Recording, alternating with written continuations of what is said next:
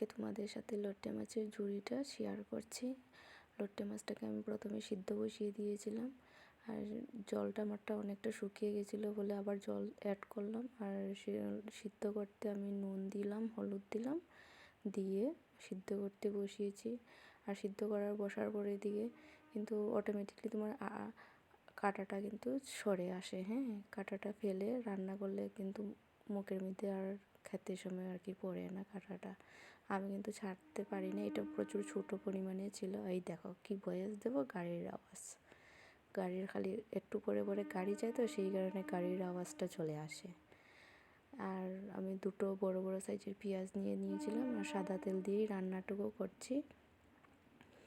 দুটো পেঁয়াজ দেওয়ার পর এদিকে একটু যেই কাঁচা ভাবটা চলে গেল, তারপর আমি দিয়ে দিলাম লটিয়া মাছটা যেটা সিদ্ধ করে রেখেছিলাম, সেটা দিয়ে দিলাম। তারপর স্বাদ অনুযায়ী নুন দিয়েছি, নুন দিয়ে একটু নাড়াচাড়া করে তারপর একটু হলুদের গুঁড়ো আর লঙ্কার গুঁড়ো, যে যতটুকু পরিমাণ ঝাল খাবে ততটুকু ঝাল দেবে। আর আমি একটু ঝালটা একটু বেশি ভালোবাসি বলে একটু ঝালটা একটু পরিমাণটা বেশিও দিয়েছি। আর সাথে দিয়েছি কাঁচা লঙ্কা কুচি। দেখতে পাচ্ছ একটু জল জল আছে, ওই জলটা ভালো মতো শুকিয়ে যাবে, ভালো মতো কষাবো। কষানোর পরে দিকে নামানোর আগটাতেই আমি দিয়ে দেবো ধনিয়া পাতা দিয়ে একটু নাড়াচাড়া করে নামিয়ে নেব।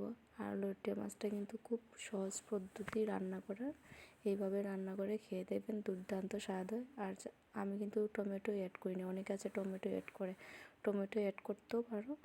টমেটো অ্যাড করলে আর কি কী হবে, একটু টকটকটা থাকে, সেই হচ্ছে কথা। আমি টমেটোটা দিইনি, স্কিপ করলাম। আর জিরের গুঁড়োটাও দিয়ে নেই, সেটাও স্কিপ করলাম। আর দেখতেও কিন্তু দুর্দান্ত কালারটাও এসছে, আর খেতে কিন্তু দারুণ লেগেছিল। যেহেতু শুটকি মাছের মতো একটু একটু গন্ধটাও আসে আমার লট্টে মাছটা। অনেকে আবার লট্টে মাছটা খায়ও না, জানি না দেখতে কেমন লাগে বলে সেই কারণে খায় না। আমার তো প্রচুর ভালো লাগে, আমিও খাই। আমার মতো কারা ভালোবাসো বলবে একটু কমেন্ট করে, আর আমার রান্নাটা কেমন লাগলে তাও বলবে।